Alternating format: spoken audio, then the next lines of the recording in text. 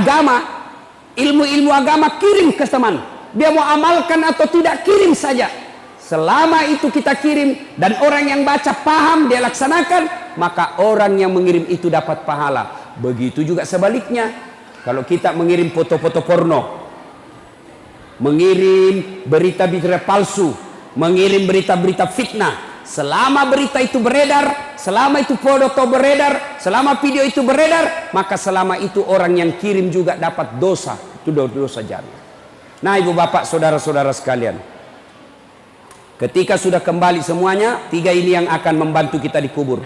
1, anak yang soleh. 2, ilmu yang bermanfaat. 3, sedekah jariah. Nah, sekarang kita yang hidup, bagaimana caranya memelihara ini iman kita, memelihara agar kita bisa mati dalam keadaan berislam? Maka caranya 1, ada doa yang diajarkan Nabi. Ada ibu-ibu yang hafal, itu biasanya di buku-buku tahlil. Itu ada di majelis taklim, ada itu buku tahlil di belakangnya, namanya doa selamat. Ada di situ ibu, itu ibu yang baca-baca baik-baik. Bapak-bapak ini yang sudah usur-usur, ya tua-tua ini, iya kita baca leh.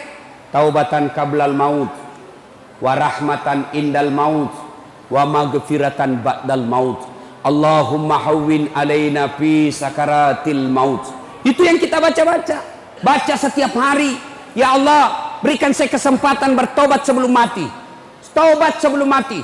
70 tahun umurnya, 69 tahun dia banyak dosa, 1 tahun dia tobat dan nasuha, maka 1 tahunnya itu menghapus dosa-dosanya yang 69 tahun. Maka kita bertobat, taubatan qablal maut, wa rahmatan indal maut. Rahmati saya ketika menghadapi sakaratil maut. Itu menghadapi sakaratil maut tidak gampang ibu, bukan barang gampang. Mau menghadapi sakaratil maut, mati dalam keadaan Islam? Mau ibu? Pasti jawabannya mau. Nah, ini doanya. Kemudian yang lain lagi, kata Nabi, man qama la ilaha illallah ila akhiril hayata dakhalal jannah. Siapa yang mengucapkan 2 kalimat syahadat ketika menghadapi sakaratil maut, Nabi jamin pasti itu masuk surga. Jadi Nabi bilang, pernah Kak ceramah begini, tiba-tiba mahasiswaku Nabi bilang, gampang itu Ustaz. Kenapa? Mau pakai mati baru baca. Aku bilang, kalau kau mau mati akal bicara. Kalau orang sakaratil maut bukan akal bicara tapi amal. Jangankan orang sakaratil maut, orang nikah. Pernah lihat orang nikah? Banyaknya itu orang nikah tidak tahu syahadat. Baca syahadatmu, asyhadu, salah kok. Ulangi, asyhadu, salah.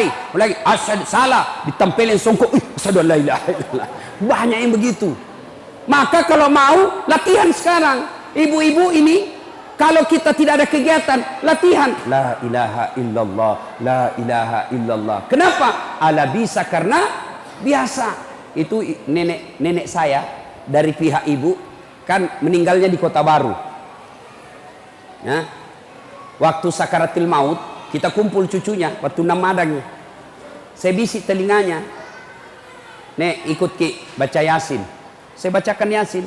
Bismillahirrahmanirrahim. Yasin. Dia ikut sampai hatam. Beberapa saat kemudian meninggal. Padahal waktu tua, akhir hidupnya, tidak hafal itu. Waktu hidup tidak hafal itu surah Yasin, tidak hafal. Tapi begitu sakaratil maut, kok bisa hafal? Ternyata salah satu rahasianya, karena beliau waktu tua, akhir hidup beliau lumpuh 2 tahun, lumpuh tuh kakinya tidak bisa gerak-gerak, ya. Maka kebiasaannya selesai sholat maghrib nunggu isya dia baca Yasin. Ini menunjukkan ala bisa karena biasa. Jadi bapak-bapak yang sudah usia-usia 60, ya, yang sudah putih rambutnya, ya sadar-sadar nih, macawek nih itu magharibi nih. Tapi jangan bilang anak muda tidak mati. Enggak. Biasanya kalau kita cerita kematian, itu anak muda langsung orang tua yang sudah pensiun lihat-lihati. Apa maksudmu? Apakah selat tomatoai? Enggak, biar anak. Ini baru-baru Pak, baru-baru kawan saya.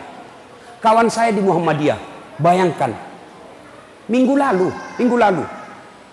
pukul 14.22, jam 2.22, masih kita berWhatsApp di grup WhatsApp. Terakhir dia kirim itu pukul 2.22 menit. Dia kirim stiker gambar fotonya, baru tulis lucunya.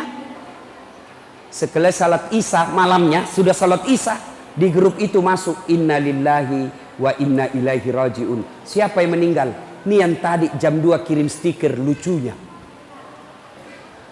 Banyak orang begitu. Ada juga sepupu saya pensiun. Nah, panggil istrinya, ibu, kita pergi makan soto Banjar. Baiklah, kau duluan siap-siap, karena perempuan lebih lama pakaian. Dia bilang istrinya, baiklah, tunggu mak.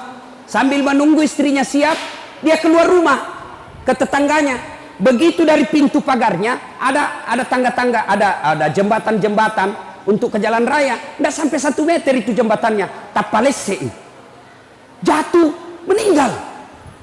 Padahal sehat. Ada lagi temanku pulang ke ceramah, Ustaz, kita ke warung kopi, banyak teman nunggu ki, mau selfie ke kita tonse banyak teman tak. Datanglah saya. Jam 3 sore. Masih ngopi-ngopi kita, tiba-tiba nak bilang, ndak enak perasaanku, langsung cap pelok. Kulihat matanya, ndak lama ini.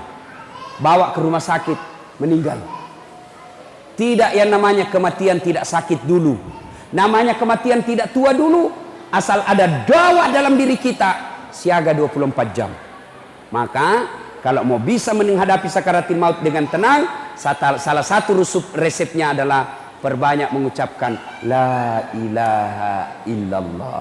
Itu enaknya kalau ada begini di tangan tak, tasbih begini. Coba lihat Pak, ini coba lihat kalau pegang kita tasbih begini, otomatis itu mulut tak la ilaha illallah, la ilaha illallah, la ilaha subhanallah, subhanallah, subhanallah. Tidak ada orang pegang begini, jalan kotek 2, onde-onde 4, burasa 4, tidak ada.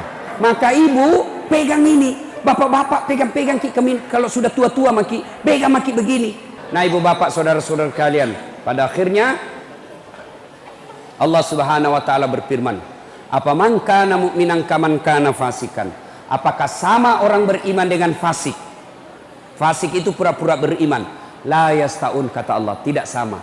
Ammal ladzina amanu wa amilus salihati falahum jannatul ma'wa. Bagi mereka yang beriman dan beramal soleh, kami kembalikan mereka ke dalam surga, surganya dunia dan insya Allah surganya akhirat. Wa ammal ladzina fasaku fa ma'wahumun nar. Bagi mereka yang pembangkang